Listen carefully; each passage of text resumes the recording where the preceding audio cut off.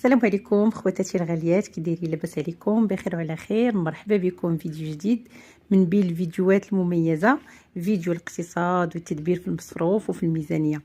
انا عندي هنايا هذا الصندوق هذا ديال المطيشه اللي جابو الزوج ديالي من الفيرما. قلت علاش لا ما نتقاسموش معكم مع بعض الاخوات، قالوا لي ضروري الا مشاركين معنا مطيشه اللي تكون مصبره. انا غنقول لكم الطريقه ديالي، واخا هما عندي بزاف ديال الطرق. كاينه اللي كنديرها على عامين، هذه في الوقيته اللي كنكون مثلا عارفه مطيشه ما غاديش تكون عندنا، يعني صافي ما غاديش نديروها، كنستغلها وكنديرها على واحد المده ديال عامين. بما ان حنا عندنا يلا عاودنا زرعنا واحده اخرى، يعني غندير لكم غير واحد الطريقه اللي هي بسيطه هكا باش ما تبقاش عندي مطيشه اكثر من القيس، ووقت ما زعما بغيتها راه غادي نلقاها.